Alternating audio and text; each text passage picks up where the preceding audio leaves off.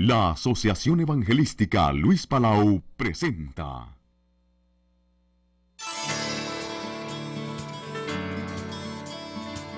Instituto Bíblico de Superación Ministerial, Dr. Luis Palau. Muchos saludos, mis queridos consiervos en la obra del Señor. Les saluda Luis Palau con el placer de presentarles esta serie de estudios de superación ministerial en un curso de videocassettes especialmente preparado.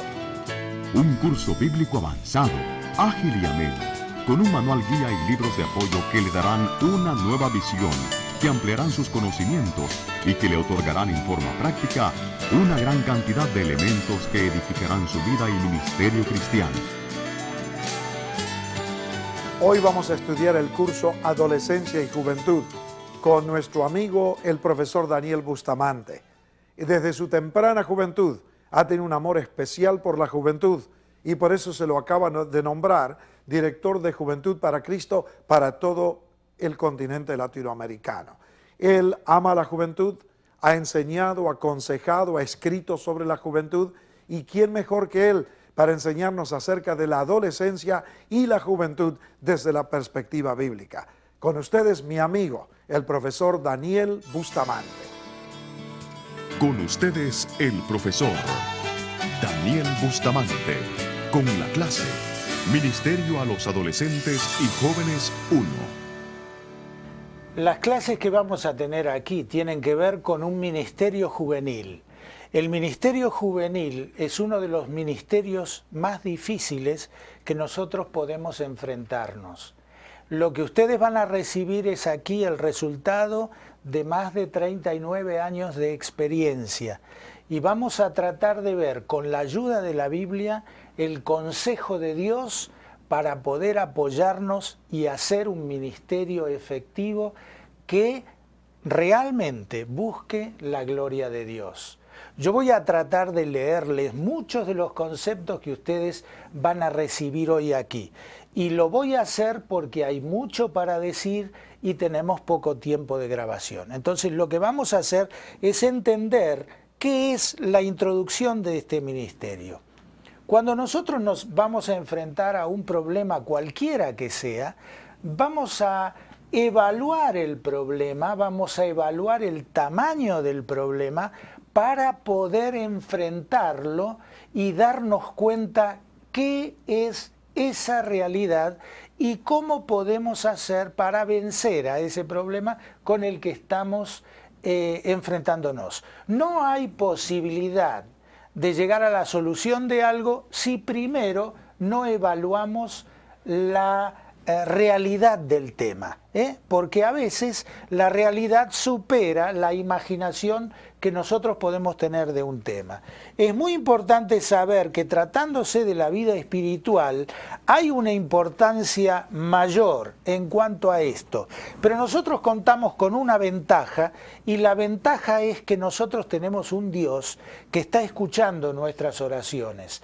La ventaja es que nosotros contamos con la oración para pedirle a Dios que Él nos ayude a enfrentar la realidad del problema que vivimos. Tenemos la palabra de Dios para aconsejarnos y tenemos la mano de Dios para trabajar en que nosotros encontremos la solución al problema. Esta es la introducción, la realidad. La realidad es que este es uno de los ministerios más descuidados de la iglesia. A veces no tanto porque la iglesia no quiera cuidar de un ministerio juvenil, sino es que no sabe cómo hacerlo o no puede encontrar la solución a este tema. Yo tengo anotados algunos puntos que son muy importantes. El primero es que hay una urgencia en la parte pastoral de encontrar soluciones a los problemas de nuestros pares, o sea, las personas mayores. Esa es una de las dificultades para entender la realidad de la urgencia del trabajo con los jóvenes. Otra de las razones es el hecho de no saber reaccionar frente a las actitudes de los jóvenes. Muchas personas se sienten frenadas y no se sienten capaces porque dicen, los muchachos reaccionan de una manera que uno no sabe qué decir o cómo actuar. ¿Por qué? Porque queremos llegar a tener la mejor respuesta para ese joven. Y como no la tengo, entonces prefiero no meterme con ese problema para evitarme un problema. Pero hay maneras como enfrentar el tema.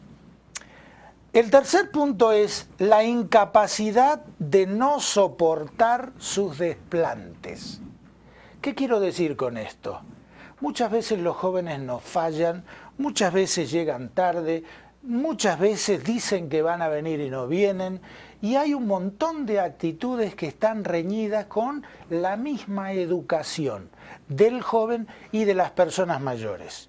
Entonces esos desplantes, esas actitudes, no sabemos cómo enfrentarlas para poder ayudar al joven. Entonces ese es un motivo para que nosotros no nos animemos a trabajar con ellos. El cuarto punto, o punto D, como ustedes quieran llamarle, es no conocer sus necesidades reales. Muchas veces nosotros no conocemos las necesidades del joven, pero las reales. Conocemos las que nosotros sufrimos cuando éramos jóvenes, pero los tiempos cambian. Los jóvenes de hoy se enfrentan a situaciones que nosotros no nos enfrentábamos, a un mundo más descarado, menos respetuoso de los valores morales, menos respetuosos de las tradiciones, y entonces a nosotros nos desubica y no nos permite conocer cuáles son sus necesidades reales. Nos preocupa y no queremos trabajar con jóvenes por la sinceridad de sus respuestas. Yo acostumbro a decir muchas veces que el joven no responde, el joven escupe su respuesta.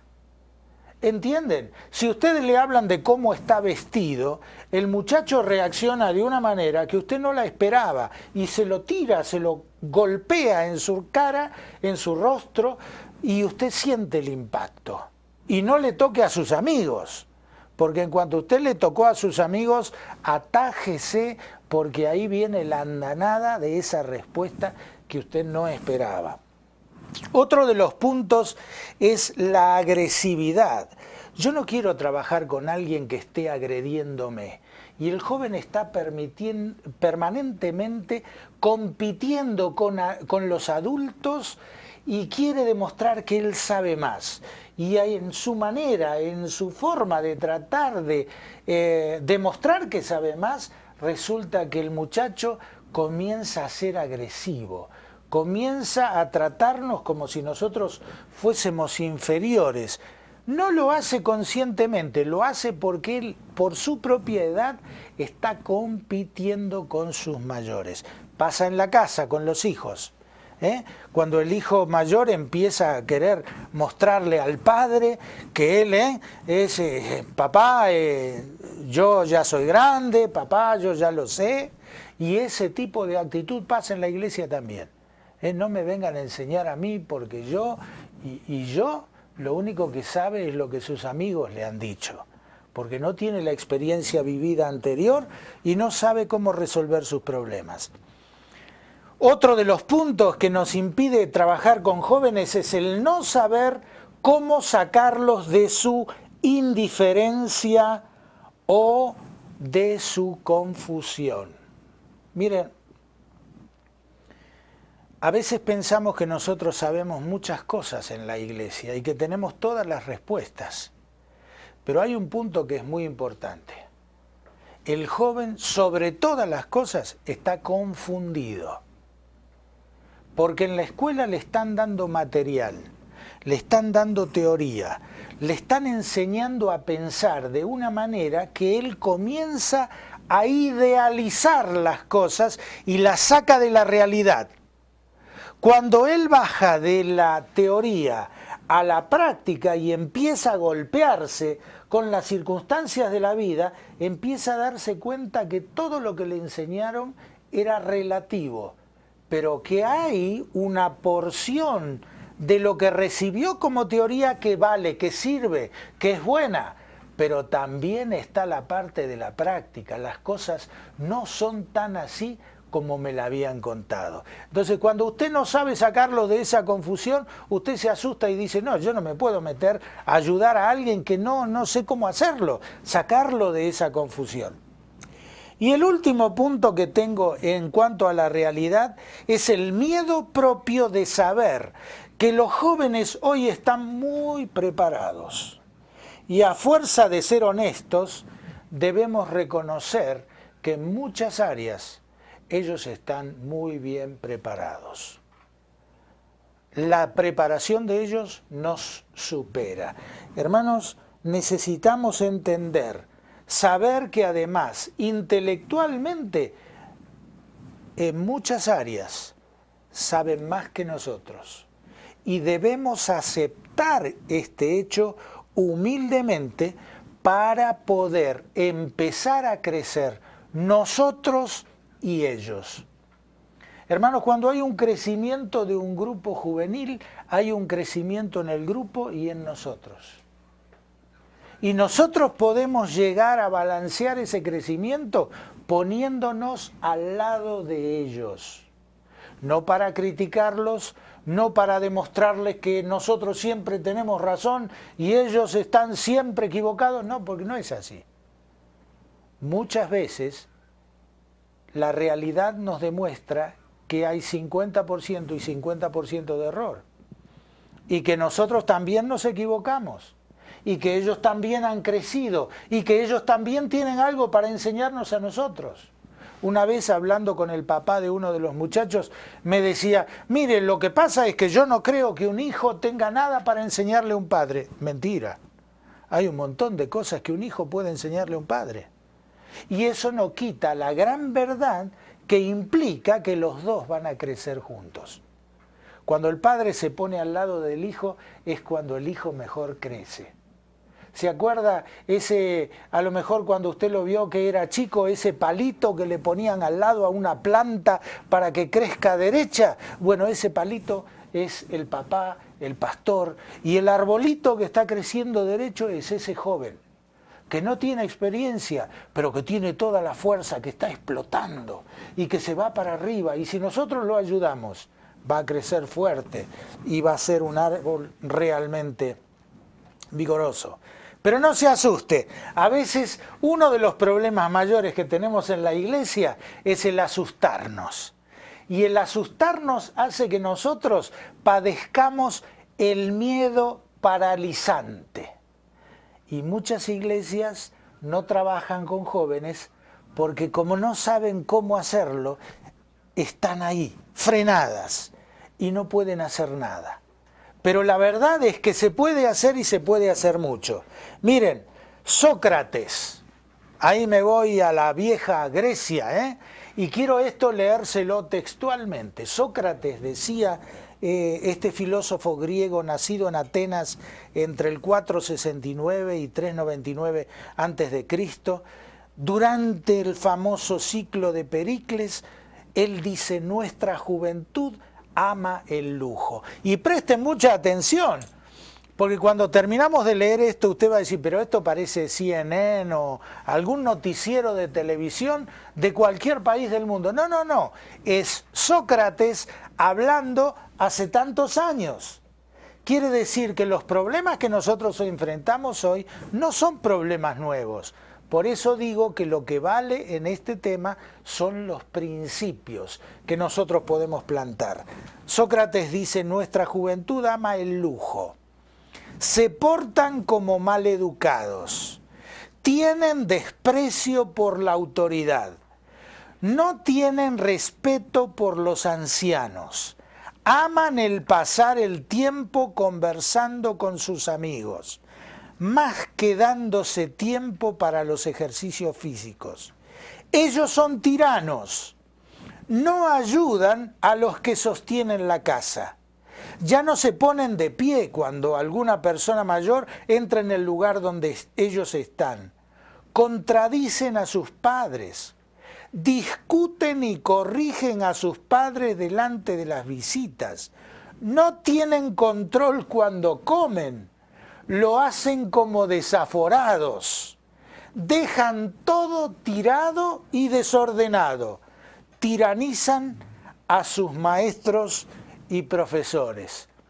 ¿Les suena conocido? Esto es algo que realmente nos toca en el diario vivir hoy. Esto es para nosotros. Usted lo ha experimentado. Usted sabe que esto es así. Es la mejor definición en cuanto a ellos. Pero por las características de la juventud que mencionamos antes, muchos prefieren dejar de trabajar con la juventud.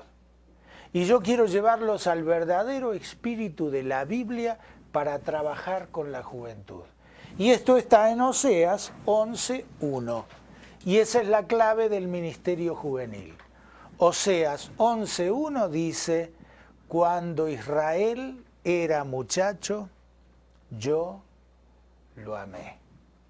Ese es el secreto. Y Dios habla con tanto amor hacia la juventud. Mire, Dios dice cosas tremendas. Lo cierto es que por muchas características antes mencionadas, muchos jóvenes se sienten como lo último, como la resaca, los que molestan porque son diferentes, los rebeldes, los que se visten así, los que contestan. Y sin embargo Dios, el Dios eterno, que conoce su inexperiencia, que conoce sus tropiezos, dije tropiezos, sus tropiezos, sin embargo, los ama. Y en el amor del Padre Dios, ese Dios nos da el argumento vital. Si nosotros queremos trabajar con jóvenes, cuando Israel era muchacho, yo lo amé. Y aquí está la clave del ministerio juvenil. Nadie puede trabajar con jóvenes si no ama a los jóvenes. Y amar a los jóvenes significa mucho más que decir yo amo a los jóvenes. Significa soportar sus desplantes, significa todo lo que hablamos antes. Tratar de entenderlos cuando nadie puede entenderlos, cuando sus situaciones son inexplicables. Ejercitar la misericordia con ellos, a pesar de sus pecados, como Dios lo hace con nosotros. Eso es amar a los jóvenes. Si usted no los ama de verdad, no se meta a trabajar con ellos. ¿Entendió? Lo repito otra vez. Si usted no los ama de verdad, no se meta a trabajar con ellos. ¿Por qué? Porque usted va a salir frustrado y puede llegar a salir herido. Porque los jóvenes son muy duros y son muy crueles. Y sus palabras pueden llegar a lastimarle mucho. Dios se preocupa más de la adolescencia y la juventud de lo que muchos piensan. Y yo, que lo tengo todo escrito aquí, le voy a decir qué es lo que Dios hizo con algunos de los jóvenes de la antigüedad. En primer lugar, se preocupó del joven Adán que había creado. Lo vio solo y dijo en Génesis 2:18, no es bueno que el hombre esté solo. Un joven solo no solamente es peligroso, sino que un joven solo necesita de alguien que se ponga al lado para amarlo. Y esto es tan importante, tan importante. Dios lo vio solo y dijo, no es bueno que el hombre esté solo. Lo vio en pecado y en Génesis capítulo 3 y verso 9 le preguntó, ¿dónde estás tú? Lo vio con miedo y desnudo y le enseñó a pensar. Génesis 3, 10 y 11 dice, ¿quién te enseñó que estabas desnudo? Se alegró con la adoración de Abel, Génesis 4, 4. Cuando lo vio a Caín arrepentido, le puso una protección, Génesis 4, 15. Dios vio a Abraham y lo llamó, Génesis 12, 1. Dios protegió a Isaac proveyendo un carnero, Génesis 22, 12 al 13. Lo vio a Jacob huyendo y le prometió su presencia. Génesis 28:15. Yo estoy contigo. A José le dio una visión que él no podía explicar y a pesar de la envidia y los celos de los hermanos, Dios lo usó para preservar a su nación, a su pueblo. Génesis 45:7. Lo encontró a Moisés apacentando las ovejas de su suegro en Éxodo 3:1-12 y lo usó para la liberación de su pueblo. Después de la muerte de Moisés, habló al joven Josué. Josué 1:1 le demandó esfuerzo y valentía para liderar a su pueblo. Después del pecado de Israel, Dios llama a Gedeón y lo envía a salvar a su pueblo. Jueces 6:14. ¿No te envío yo? Es Dios el que está enviando. Y así podemos seguir a través de toda la Biblia encontrando jóvenes a quienes Dios, en primer lugar, amó y en segundo lugar, utilizó. Esto constituye la visión. Y para algunos la visión es una cosa, para otros es otra, pero la visión es el conocimiento que Dios da sobre una necesidad. A la visión le sigue el llamado. Y al llamado le sigue el ministerio. Y al ministerio le siguen los frutos. Si ustedes quieren se lo puedo repetir. A la visión le sigue el llamado, al llamado le sigue el ministerio y al ministerio le siguen los frutos. Cuando hablamos de estos términos, algunos hermanos difieren en el concepto de apreciación. Lo que para algunos es una visión, para otros es un ministerio. Lo real es que para Dios es una revelación de sí mismo o de una necesidad que Dios le da al hombre, al ser humano, poniéndole una carga muy fuerte de responsabilidad e involucrándolo en lo que Dios quiere que el hombre haga.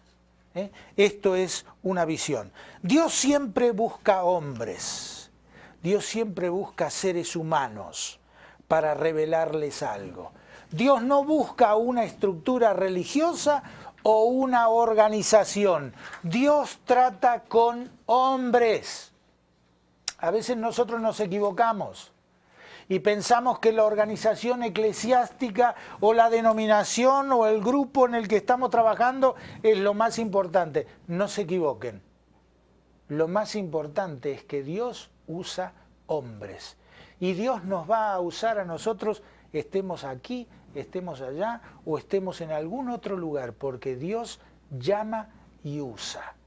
Y si usted ha escuchado su llamado, Dios le va a usar, porque Dios lo llama a usted en forma personal. Luego viene el resto del llamado, Dios lo confirmará a la iglesia, a los demás, pero Dios llama a hombres.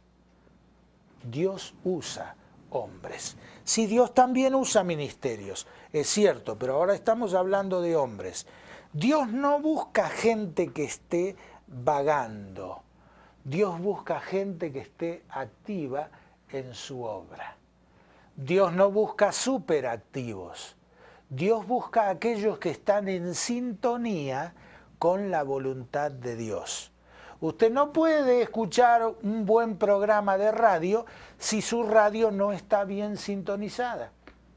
Y no puede decir, Dios me habló a mí de trabajar en el ministerio juvenil, si usted no estuvo bien sintonizado con Dios, no escuchó el llamamiento de Dios. Hay muchas cosas que nosotros podemos pensar y nos podemos equivocar en cuanto a este tema del llamamiento de Dios. Todos los que nombramos anteriormente y muchos otros en lo que leímos de la Biblia fueron llamados cuando estaban en acción. Simplemente les menciono el caso de Josué. Mi siervo Moisés ha muerto. Josué, ahora te toca. Este es tu turno. Y hablamos también en cuanto a lo que Dios hizo con Gedeón. Todos los que nombramos atentamente fueron llamados cuando estaban en acción. Necesitamos tres cosas. En primer lugar, un oído atento. En segundo lugar, obediencia para actuar. En tercer lugar, dependencia para confiar y esperar en oración. Y en último lugar, los resultados los da el Señor. Nosotros tenemos que ser fieles a esto. Oído atento para escuchar su palabra. Obediencia para actuar. Dependencia para confiar y esperar en oración. Y los resultados los da el Señor.